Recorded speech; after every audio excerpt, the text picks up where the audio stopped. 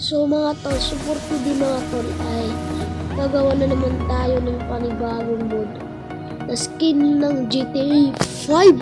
What? Si Franklin at si Michael at si Trevor mga tol.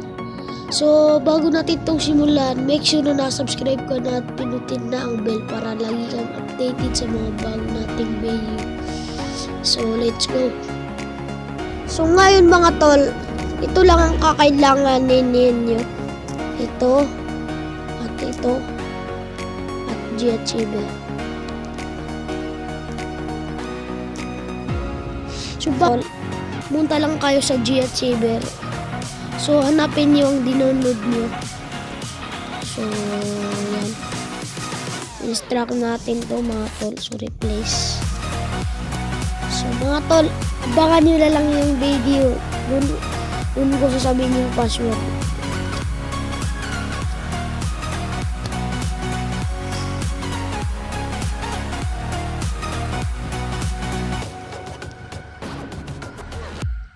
So kapag na-extract nyo na, punta kayo sa IGN. GTA IGN tool. So open natin to mga tol. Punta kayo sa Android data. So hanapin nyo lang yan. Hanapin nyo ang Rockstar. So ito, ayan. Ito din GTA 3 image. So select. So para di kayo na mahirapan, punta kayo dyan dito. So yan natin.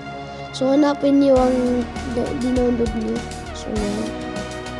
So skin.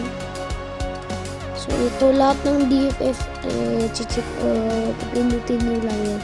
At pinutin nyo na ang select. Sorry mga tol. Select natin yan mga tol.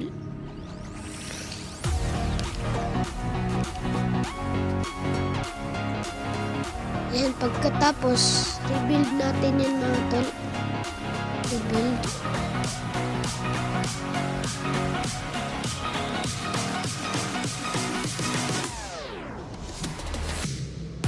Antayin nyo lang yan mga tol. Madali lang yan. So yan mga tol, na-rebuild nyo na. Napunta kayo sa TDX tool. So yan mga tol. So dito, yung GTA 3 text. Select natin yan mga tol. So yan mga tol. So from yan. So itong yan. Para dito yung mapilit yan. Select natin yan mga tol. Overbright. Yan, so mga tol, ganyan para hindi mag-crash yung files. Kasi lahat ng nakikita ko nag-crash dahil i-check nila to. So yan mga tol. So okay dati. Antayin nyo lang yan mga tol.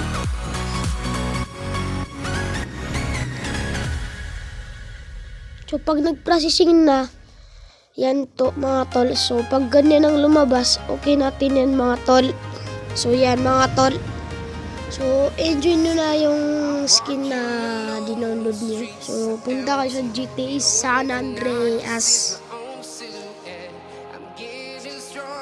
So yan mga tol.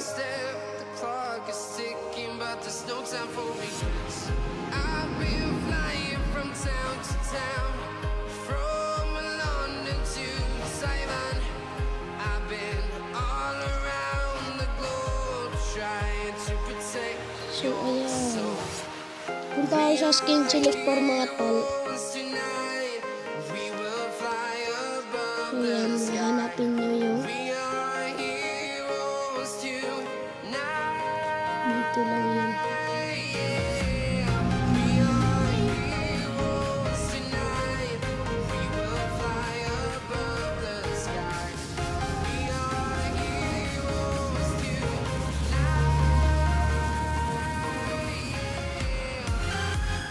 So yan mga tol, thank you for watching. Don't forget to subscribe.